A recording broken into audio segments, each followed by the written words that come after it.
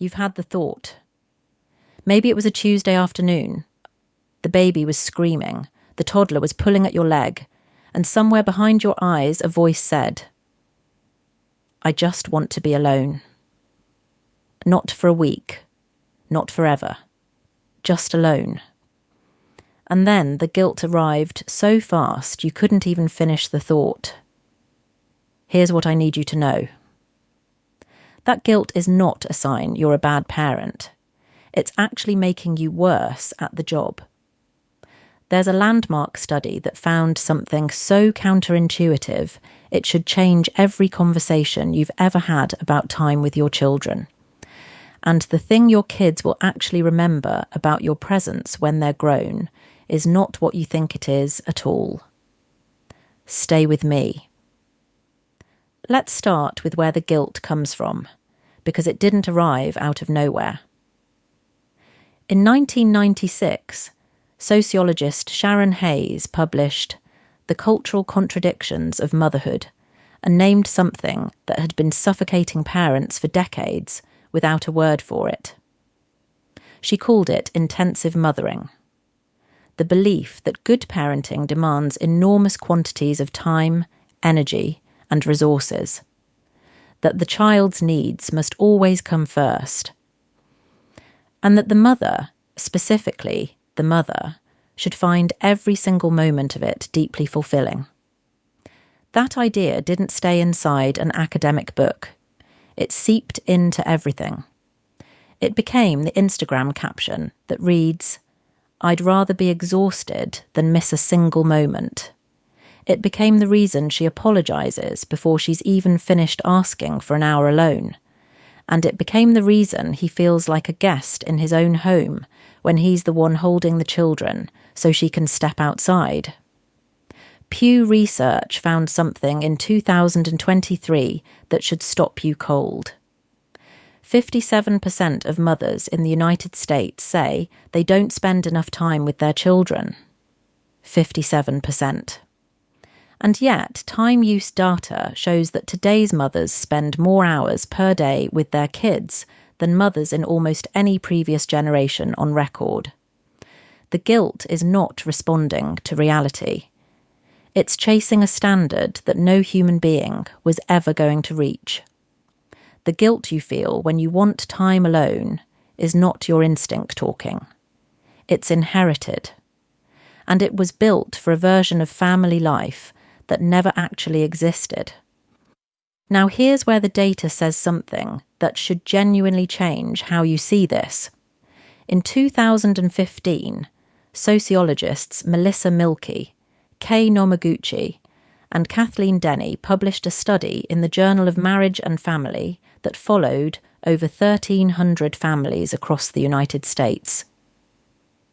They measured the raw quantity of time mothers spent with their children between the ages of 3 and 11. Then they measured what happened to those children. Academic achievement, behaviour, emotional well-being.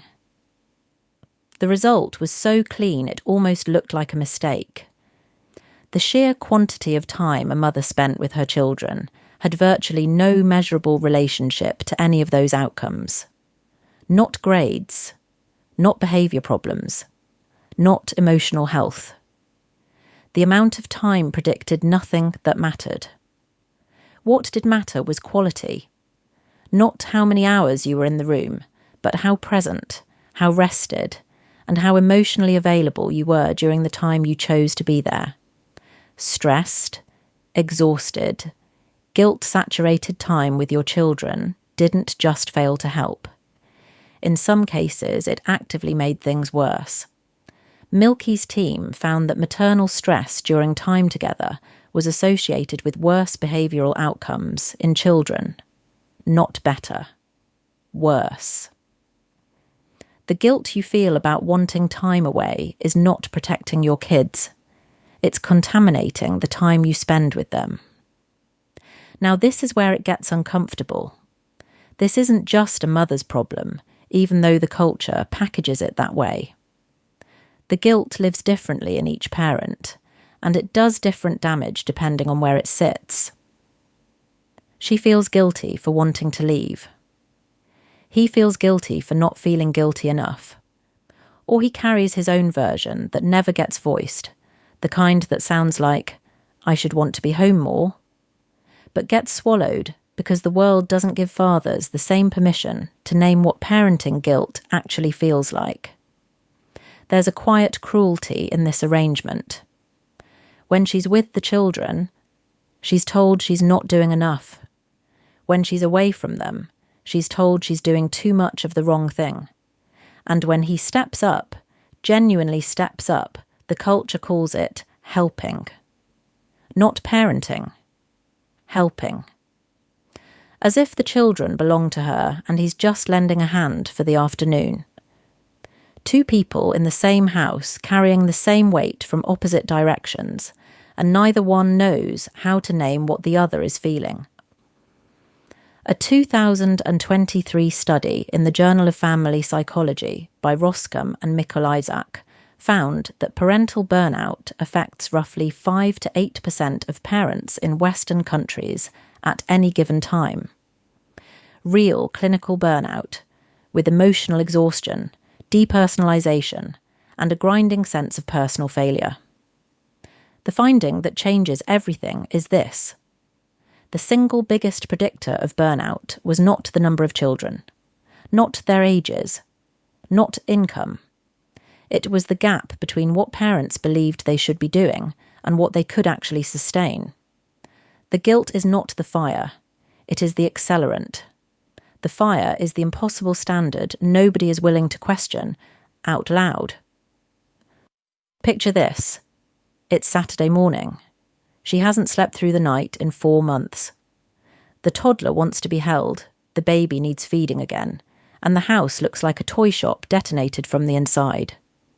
She turns to him and says, I need an hour. Just 1 hour. And you can hear the apology already woven through her voice before the sentence is even finished. He says, yes. Of course he says yes. But somewhere behind his eyes there's a flicker of something he won't name. Resentment, maybe, or confusion. Because he has been here all morning too, and nobody offered him an hour. Nobody asked if he needed one, because nobody wrote that line in the script for fathers. She leaves. She sits in a car park for 45 minutes drinking cold coffee and staring at her phone. And she feels guilty the entire time. Not because anything bad is happening at home, but because the voice in her head keeps whispering that a good mother wouldn't need this. That voice is lying. She comes back 53 minutes later. The toddler runs to her. The baby reaches for her face. And for the first time all week, she actually wants to hold them. Not out of obligation.